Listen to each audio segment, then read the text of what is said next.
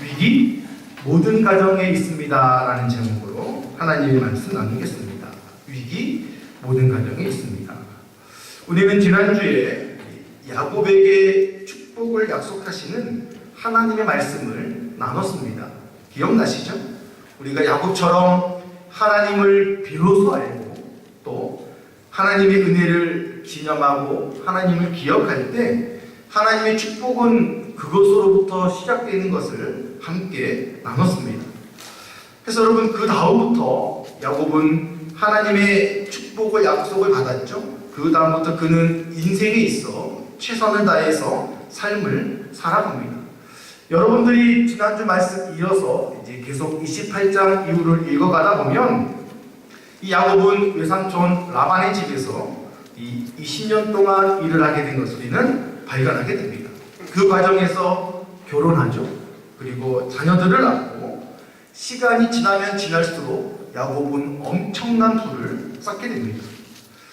너무나 많은 부를 이루었죠. 다 이룬 것 같고 성공한 것 같았지만 이 야곱의 마음 한켠에는 아련한 마음, 즉 고향에 대한 그리움이 가득했습니다. 그런데 고향에 가고 싶지만 한 사람이 딱 떠오르죠. 누구일까요? 형 에서.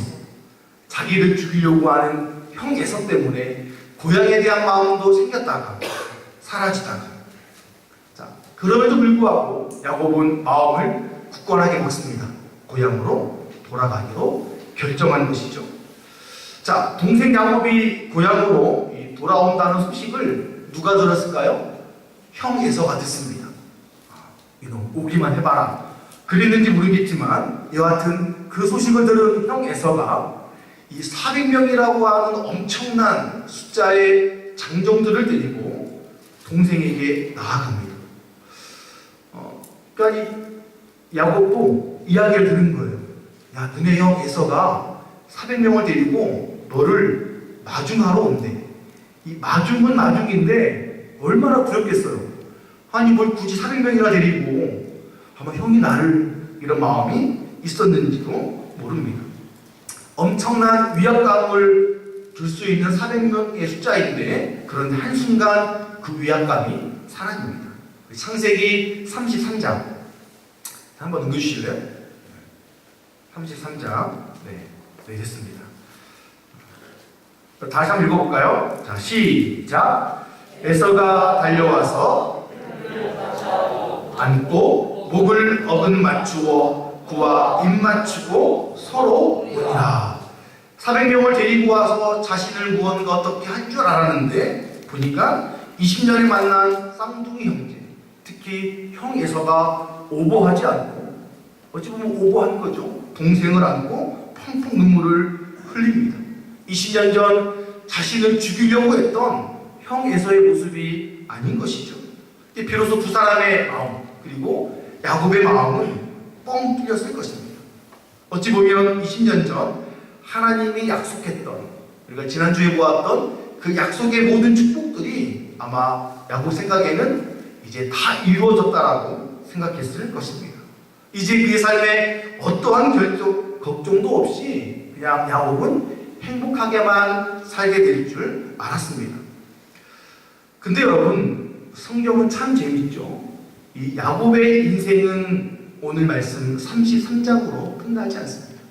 창세기는 50장까지 있고 야곱은 더 계속적으로 삶을 살아가게 되죠. 그렇다면 여러분, 이 말씀 다음에 야곱의 인생에는 어떠한 위기가 있었을까요? 여러분, 야곱도 지금 성경에 있어서 우리가 보는 인물이지만 그 당시 삶을 살았던 야곱도 우리와 같은 평범한 사람입니다. 그랬기에 그의 인생에도 우리와 똑같은 여러 가지 어려움들이 있었다라는 것이죠. 어찌 보면 20년 동안 평안했던 이 야곱에게 삶의 위기가 닥쳐오기 시작합니다. 여러분들이 나중에 창세기 34장을 보시면 야곱의 딸 디나가 다른 민족 남자들에게 성폭행을 당합니다. 그리고 이 사실을 알게 되자 디나의 오빠들, 야곱의 아들들 중에 시므온과 레위가 복수한다고 다 죽여버립니다. 살인사건이 벌어졌죠. 또한 37장에 보면 너무나 사랑하던 아들 요셉이 죽었다는 이야기를 듣습니다. 물론 그것은 요셉을 시기했던 형들이 요셉을 노예로 팔아버리고 아버지에게 거짓말한 거죠. 요셉 죽었다고. 여하튼 그 거짓말로 인해 야곱은 우울한 삶을 살게 됩니다. 어찌 보면 20년 동안은 평안했지만 그 뒤 노년이 된 야곱에게는 계속적인 위기만 다가왔습니다. 그뿐만이 아니죠. 여러분 창세기 43장 1절 앞에만 한번 읽어볼까요? 시작. 그 땅에 기근이 심하고. 여러분 당시 중동 지역에는요 흉년이 있었습니다. 먹을 것이 없죠. 그런데 문제는 이 어려움이 드디어 야곱과 그의 가족에게도 임했다는 것이죠. 그래서 야곱은 먹을 것이 없으니까 이제 아들들을 시켜서 양식이 있는 애굽으로 양식을 사오라고 합니다. 양식을 사러 갔던 이 요셉의 형들은 어떻게 됩니까? 애굽으로 양식 사러 갔다가 자기들이 팔아버린 동생 요셉을 만나게 됩니다. 근데 깜짝 놀라는 건 내가 팔아버렸는데 그 동생이 애굽의 총리가 되었죠. 그래서 이제 그 이야기를 아버지에게 전합니다. 그래서 야곱은 요셉이 살아있다는 이야기를 듣고 다음과 같이 말하죠. 제가 한번 읽어드릴게요. 이스라엘이 이르되, 이스라엘이 야곱이죠. 야곱이 이르되 조카도다. 내 아들 요셉이 지금까지 살아있으니 내가 죽기 전에 가서 그를 보리라 하니라. 여러분 그래서 이제 야곱은 사랑하는 아들 요셉이 있는 애굽으로 내려가기로 결정을 합니다. 얼마나 기뻤겠어요. 죽은 줄로만 알았던, 또한 특별히 사랑했던 아내가 낳은 아들이었기 때문에 너무너무 기쁘죠. 그런데 기쁨만이 아니라 이 야곱이 애굽으로 가는 것에 요셉의 마음은 탐탁지 않았습니다. 사랑하는 아들이 있어서 보러는 가고 싶지만 한쪽 마음에는 불편한 거예요.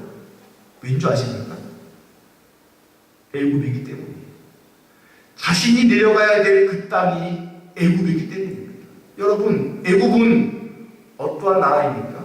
그 당시 세상에 수많은 우상들이 가득했던 땅이었습니다. 그리고 이 애굽은 야곱의 할아버지 누구죠? 아브라함, 자신의 할아버지 아브라함이 애굽으로 내려갔다가 거짓말을 하죠. 자기 와이프를 누이라고 속이면서 그 애굽 땅에서 아브라함은 철저하게 실패를 경험하게 됩니다. 그리고 아버지 이삭이 가나안 땅에 살았는데 그때도 지금처럼 기근이 왔어요. 그래서 먹을 것 때문에 애굽으로 내려가려고 하는데 하나님이 말씀하시죠. 내려가지 마라. 우상이 가져갈 곳이니 내려가지 말라고 합니다. 그래서 여러분 이렇게 이 야곱의 손조들과 애굽이라는 땅은 맞지 않는 땅이었어요. 그리고 우리가 성경을 보면 성경에서 이 애굽이라는 땅은 하나님의 백성들에게는 시련, 환난 또는 유혹의 장소를 의미합니다. 그러니까 신앙 있는 사람들하고 애굽하고는 맞지 않는 땅이죠. 그래서 이 아들을 보러 간다는 명분은 있었지만 지금 야곱에게는 또 다른 위기가 찾아온 것이에요. 뿐만 아니라 여러분 생각해 보세요. 먹을 것이 없어서 하나님의 땅, 가나안 땅에 거했던 사람이 먹을 것 때문에 하나님의 땅을 버리고 우상의 땅으로 들어갑니다. 여러분 이것은 위기를 넘어서 실패라고 할 수 있는 거예요. 위기를 넘은 실패의 자리에 야곱이 앉게 되었습니다. 어찌 보면 전혀 생각지 못한, 그렇죠? 말도 안 되는 땅으로 지금 야곱은 삶의 터전을 옮기게 되었습니다. 여러분 이때의 야곱의 마음은 어땠을까요? 한번 상상해 보세요. 할아버지, 아버지하고도 맞지 않는 그 땅, 좋아서 가는 것이 아니라 먹을 것이 없어 가는 그 땅, 그때 야곱의 마음은 어땠을까요? 여러분 어찌 보면 자존심 때문에 살맛이 나지 않을 수도 있습니다. 왜 나한테 이런 일이 벌어지지? 라고 원망할 수도 있었겠죠.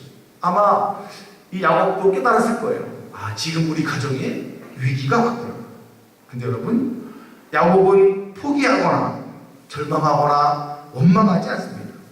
오늘 본문에 보시면 이러한 위기의 순간, 또 우리 삶의 위기가 닥쳐올 때 야곱은 우리에게 어떻게 살아가야 되는지 또 하나의 본을 보여주고 있습니다.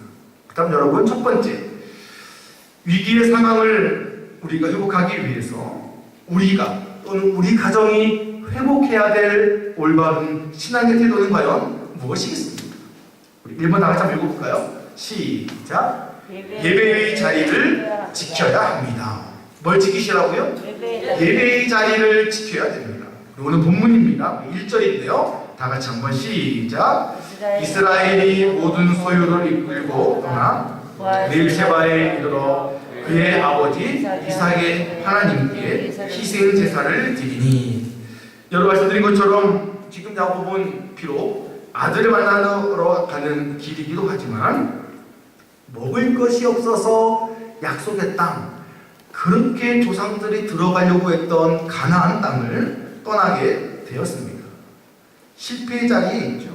그리고 그 당시 야곱의 가족들은 우리가 흔히 알기로 70명이라고 했죠. 70명의 대가족을 책임지고 있는 자리에서 지금 야곱은 실패를 경험하고 실패의 자리로 내려가게 되었습니다. 우리 어르신들도 삶을 되돌아보면 그런 적이 있지 않습니까? 아, 내가 진짜 인생 실패한 거 아닐까? 때로는 죽고 싶을 정도로 피하고 싶었던 힘들었던 때가 있지 않습니까? 이 사실을 받아들이고 싶지 않고 인정하고 싶지 않았던 때가 있지는 않습니까? 남들 보기도 창피하고 때로는 이해가 되지 않아서 때로는 하나님을 원망했던 적도 있지 않습니까? 여러분, 저도 있어요.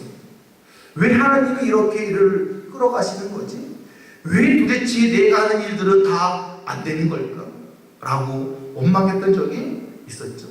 여러분, 지금 아마 야곱도 그랬을 겁니다. 마음이 불편하죠? 그 땅 애국으로 내려가야 될 그 상황, 마음이 불편합니다. 모든 것이 아마 다 귀찮은 것이죠. 근데 여러분, 야곱은 우리와 조금 달랐습니다. 야곱은 애국으로 내려가는 길에 오늘 1절에 보시면 맨 마지막에 뭐라고 나와 있습니까? 하나님께 희생제사를 드렸다고 합니다. 하나님께 예배를 드린 것이죠. 그래서 여러분들이 지금 우리 마지막에 있는 희생제사라고 여러분 지금 단수형으로 쓰여 있죠.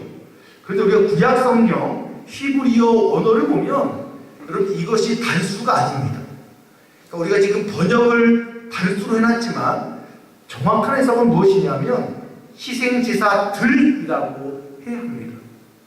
그러니까 무슨 말이다 하면 지금 야곱은 가나안 땅에서 애굽으로 내려가는 길 동안 뭐 드린 거예요? 계속적으로 예배를 드렸습니다. 그냥 기념으로 한 번 예배 드린 것이 아니라 복수라고 그랬죠.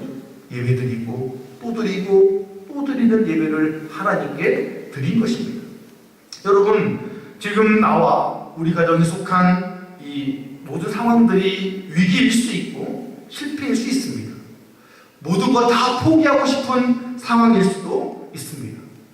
그렇다 할지라도 우리가 잊지 말아야 되는 것 무엇이라고요? 예배입니다. 내 삶이 망가지고 내가 모든 것에 실패했어도 잊지 말아야 되는 단 하나, 바로 예배라는 것이죠. 근데 여러분, 오늘 말씀해 보시면 야곱이 드린 예배에는 하나가 더 써져 있죠.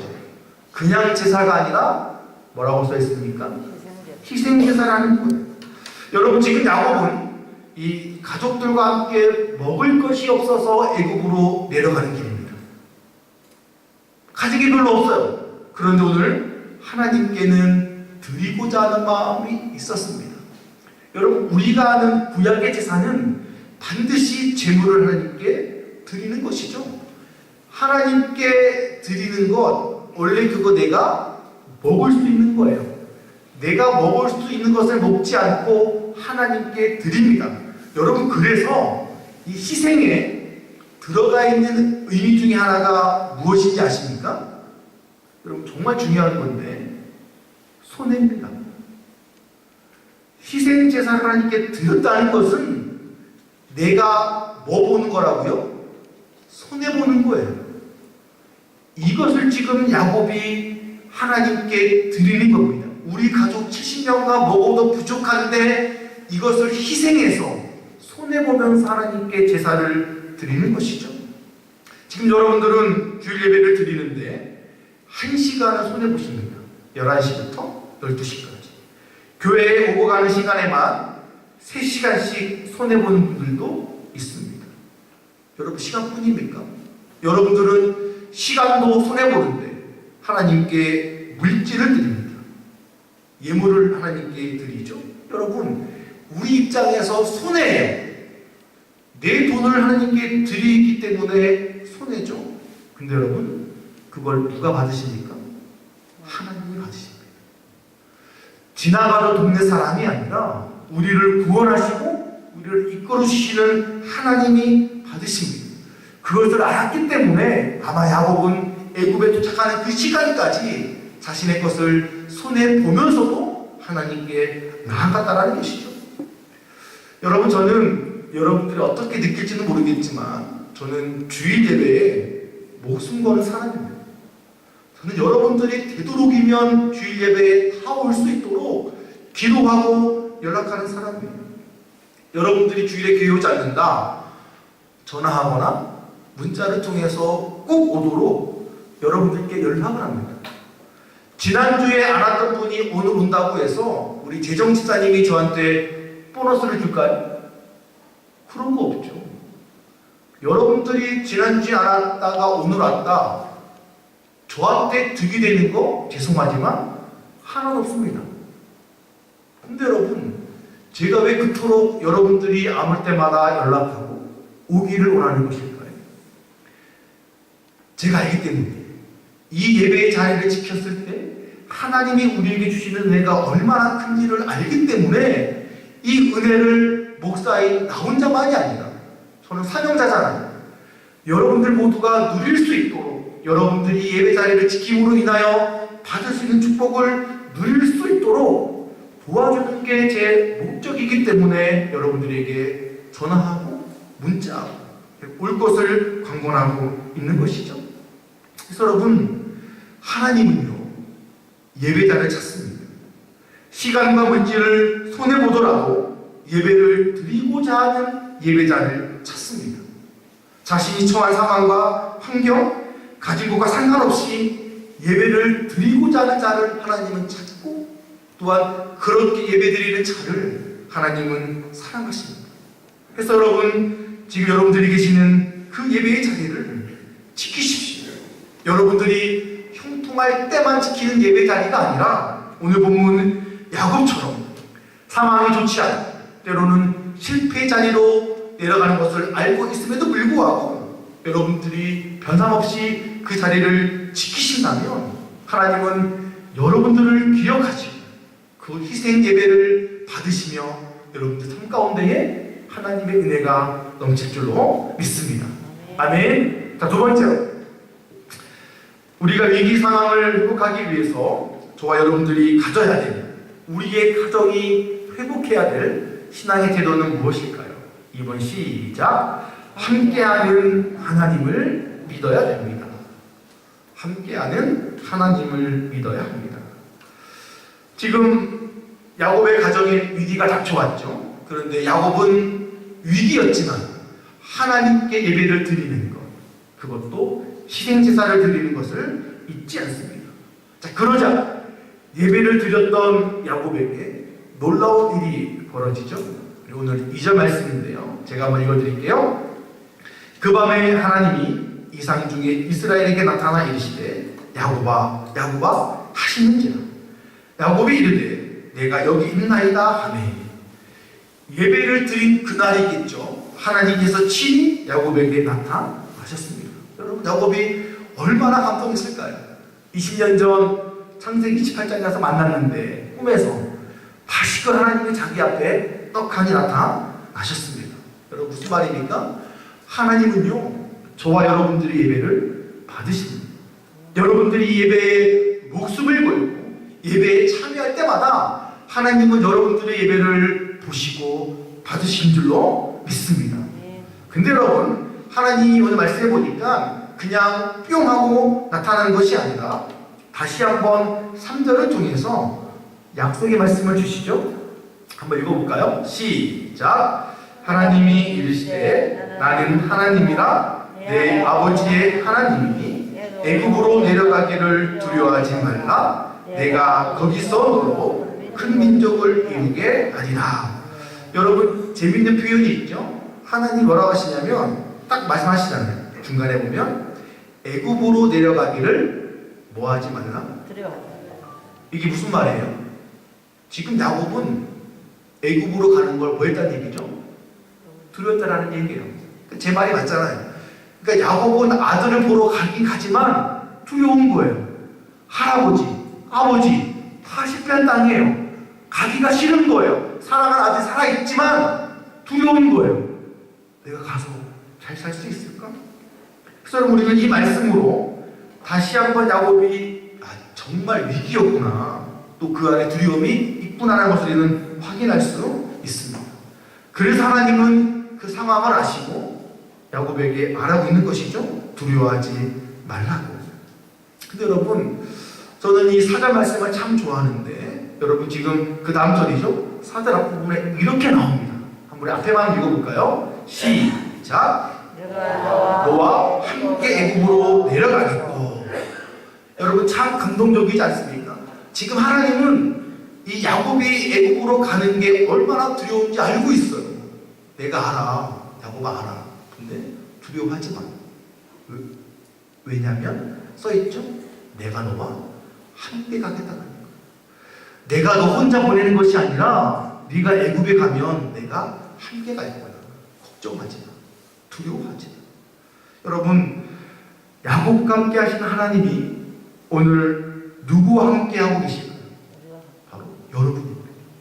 예배를 드리는 이 시간 하나님은 우리와 함께 하시면서 여러분들의 예배를 받으시는 줄로 믿으시기를 소망합니다. 희생예배를 드리는 여러분과 함께 하신 하나님을 여러분 믿으시죠. 여러분들이 어디에 있든지 어디를 가든지 여러분들이 예배자의 마음으로 살아간다면 여러분들이 있는 그 모든 곳에 하나님은 우리와 함께 하십니다. 여러분, 하나님은 여러분들을 사랑하십니다. 믿으십니까?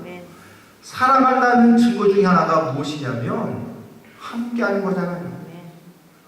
부모님이 자녀와 함께 하듯이, 사랑하는 연인이 함께 하듯이 하나님 우리를 사랑하시는데 그 증거가 바로 함께 하는 것입니다. 여러분, 너무 유명한, 아마 여러분들이 아실 거예요.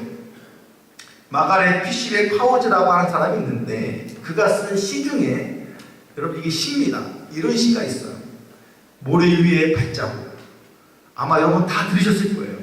제가 한 번 더 여러분들에게 시인데 읽어드리겠습니다. 어느 날 밤 나는 꿈을 꾸었습니다. 내가 주님과 함께 해변가를 걷고 있는데 어두운 하늘을 가로질러 나의 삶의 장면들이 밝게 비춰져 왔습니다. 나는 각 장면마다 모래 위에 두 사람의 발자국이 있는 것을 보았습니다. 하나는 나의 것이었고 다른 하나는 주님의 것이었습니다. 그런데 내가 살아온 삶의 마지막 장면이 내 앞에 펼쳐졌을 때 모래 위에 새겨진 발자국은 한 사람의 것밖에 보이지 않았습니다. 근데 그때는 나의 삶 중에서 가장 힘들고 슬픈 순간이었습니다. 이 사실로 인해 나는 늘 가슴 아파했고, 그래서 주님께 여쭈었습니다. 주님, 제가 주님을 따르면 주님은 항상 저와 동행하여 친구가 되어주겠다고 하시지 않았습니까? 그런데 제 삶에서 가장 고통스러울 때는 왜 한 사람의 발자국만 있었는지 이해할 수가 없습니다. 제가 주님을 가장 필요로 할 때 어찌하여 주님은 저를 떠나 계셨습니까? 그러자 주님은 속삭이셨습니다. 나의 사랑하는 자야, 나는 너를 사랑하며 결코 너를 떠나지 않을 거라니까. 내가 가장 큰 시련과 어려움을 당할 그때에도 결탄코 떠나지 않았단다. 내가 한 사람의 발자국만 본 것은 내가 너를 안고 갔기 때문이란다. 여러분, 이 사진이죠. 두 사람의 발자국만 보이다가 이제 한 사람의 발자국만 보이죠. 이거를 따지고 물은 거예요. 그때 주님 어디 가셨나요? 주님 말씀하시죠. 내가 너를 안고 걸어갔어. 여러분, 하나님은 우리가 위기 속에 있다 할지라도 하나님은 우리와 함께 하십니다. 내가 힘들어서 느끼지 못했을 뿐이지 하나님은 믿는 자들과 동행하시는 분이십니다. 그러기에 하나님이 오늘도 여러분과 함께 하심을 믿으십시오. 우리는 그 믿음으로 지금의 위기를 이겨낼 줄로 믿습니다. 아멘. 마지막 세 번째로, 위기 상황을 회복시키기 위해서 우리가 가져야 되는 세 번째 태도는 무엇일까요? 우리 한번 3마다가씩 읽어볼까요? 시작. 회복시키는 하나님을 믿어야 합니다. 회복시키는 하나님을 믿어야 됩니다. 여러분, 지금 야곱은 애굽으로 내려가는 것을 제가 위기이고 또 제가 심하게 실패라고 말씀을 드렸습니다. 그렇다면 여러분, 야곱의 인생은 정말 실패한 인생일까요? 정확히 말하면 지금 야곱은 실패한 것이 아니라, 여러분 진짜예요, 하나님의 뜻을 이루는 과정의 삶을 살아가고 있는 중입니다. 한 과정 중에 점으로 실패라고 말할 수 있지만 인생을 길게 보면 지금 야곱의 삶은 과정이라는 것이죠. 마찬가지입니다. 혹시 지금 여러분들 야곱처럼 힘든 삶을 보내고 있습니까? 그럼 여러분들은 지금 실패하는 것이 아니에요. 하나의 과정을 보내고 있는 것입니다. 그러한 위기, 그러한 과정을 살아가고 있는 여러분들에게 하나님이 이렇게 말씀하십니다. 우리 한번 4절을 다 같이 읽어보겠는데요. 시작. 너와 함께 애굽으로 내려가겠고 반드시 너를 인도하여 다시 올라설 것이며 요셉이 그의 손으로 내 눈을 감기리라 하셨더라. 여러분, 지금 하나님께서 함께 하겠다고 하시면서 그 다음 말씀 뭐라고 하십니까? 다시 올라갈 것을 약속하고 계십니다. 무슨 말인가? 비록 지금은 내가 실패와 같은 자리에 있지만 반드시 다시 너를 회복하겠다라고 하는 하나님의 말씀이죠. 여러분, 제가 지금 너무나 좋아하는 단어 4절에 들어있죠. 제가 줄여놨죠. 다시. 하나님은 우리를 다시 회복시킬 것이라고 말씀합니다. 우리에게 다시 힘을 주시고 우리에게 다시 기회를 주셔서 우리가 회복하도록 하시는 하나님을 믿으시기를 소망합니다. 제가 주중에 설교 준비하다가 우리 청년들은 아시죠? 제가 청년부 카톡방에다가 제가 찬양을 하나 보내드렸어요. 우리 어르신들은 제 나이 좀 한 40, 50대는 아실 건데, 조화문, 가수 조화문 아시죠? 우리 30대들은 모르더라고요. 조화문이라고 있는 가수가 있는데요. 대학까지 나온, 내 아픔 아시는 당신에게 아주 유명한 노래 많이 불렀죠. 지금 이분이 가수가를 그만두고 목사님이 됐어요. 처남이 누구냐? 탤런트 최수종. 최수종의 누나 남편이에요. 이 가수 조화문과 CCM 가수로 유명한 김명식 씨가 듀엣으로 부른 찬양이 있어요.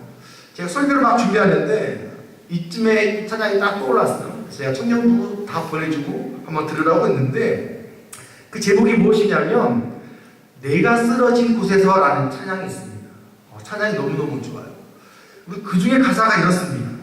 가사가 뭐냐면 내가 쓰러진 그곳에서 주는 나를 강하게 하리. 나는 다시 일어나겠노니 주는 결코 나를 포기하시지 않으리. 여러분, 쓰러진 곳은 위기의 자리입니다. 실패죠. 세상은 우리에게 말합니다. 너 실패했다. 여러분, 이 찬양 들으시면 쓰러진 그곳에서 주는 나를 강하게 하십니다. 하나님은 여러분들이 넘어진 그곳에서 일어나기를 기다려주시고 힘을 주시고 다시 일어설 수 있도록 뒤에 써있죠. 주님은 결코 우리를 포기하지 않습니다. 형서가 넌 할 수 있어. 넌 일어날 수 있어. 지금 힘들지, 어렵지, 괜찮아. 내가 너와 함께 하잖아. 내가 너를 회복시킬 거야. 라고 우리에게 회복의 말씀을 해주십니다. 그래서 여러분들이 삶에 살아가는 과정 가운데 힘들 수 있습니다. 어려울 수 있죠. 포기하고 싶고 죽고 싶을 때도 있을 것입니다. 그러나 기억하십시오. 하나님이 우리를 다시 회복시키십니다. 여러분, 마가복음 말씀에 보면 이런 말씀이 있는데요. 한번 읽어볼까요? 마가복음 3장인데요. 시작. 예수의 친족들이 듣고 그를 붙들러 나오니 이는 그가 미쳤다 하면서라. 예루살렘에서 내려온 서기관들은 저가 바알세불이 지켰다 하며 또 귀신의 왕을 힘입어 귀신을 쫓아낸다 하니. 여러분, 이게 무슨 말이냐면 마가복음 3장이니까 마태, 마가, 누가, 요한 예수님의 행적이 기록되어 있죠. 3장이란 얘기는 예수님이 사역한 지 오래되었다, 얼마 안 되었다?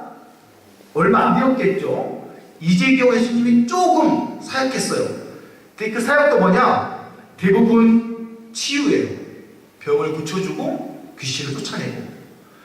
예수님이 그렇게 열심히 살았는데 오늘 21절에 보니까 뭐라고 합니까? 친족들, 가족들이 뭐라고 합니까? 쟤 미쳤어. 누구 보고? 예수님 보고. 또 서기관들, 공무원들이죠? 공무원들도 그럽니다. 쟤 귀신 들렸어. 지금 예수님이 한 일이 무엇이냐면 도와준 거예요. 귀신 들린 사람 쫓아내고 아픈 사람 낫게 했습니다. 그거밖에 안 했는데 가족이 뭐라고 한다고요? 쟤 미쳤어. 쟤 귀신 들렸네.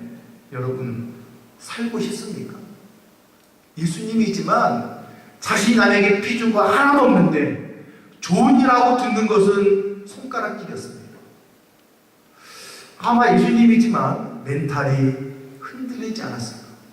더 이상 하기 싫다. 해봤자 욕만 먹고. 예수님은 그 다음 사역을 어떻게 하셨을까요? 이러고 조금 지나 4장 1절입니다. 다 같이 시작.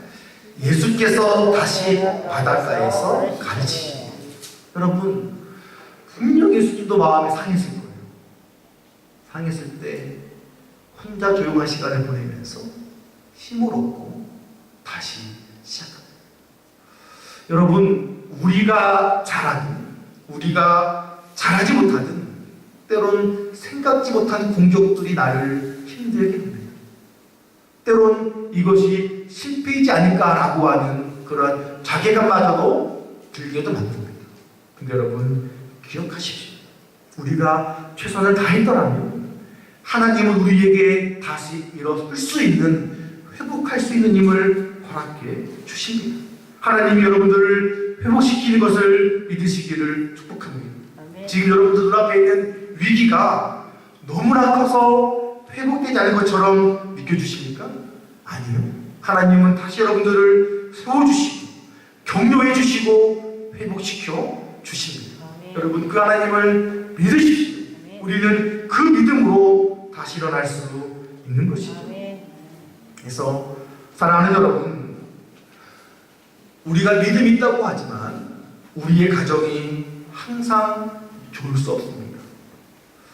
여러분, 제가 우리 교회 오고 나서 얼마 안 돼서 우리 소원중앙침례교회 목사님 두 분이 주일날 설교하러 가시다가 사고가 난 거 말씀드렸죠. 두 가정이 한순간 아버지를 다 떠나보냈습니다. 목사님이 주일날 설교하러 가시다가 한 분은 저보다 3살 많은 선배님이었고 한 분은 저보다 5살 어린 후배였죠. 저도 궁금하죠. 왜 그런 일들이 우리 믿음의 가정에 일어날 것인가? 여러분, 정확히 말씀드리기는 어렵지만 우리 가정에 항상 좋은 일만 생길 수는 없습니다. 생각지 못한 위기와 어려움이 올 수 있습니다. 근데 여러분, 그럼에도 불구하고 그럴 때일수록 하나님께 예배하십시오.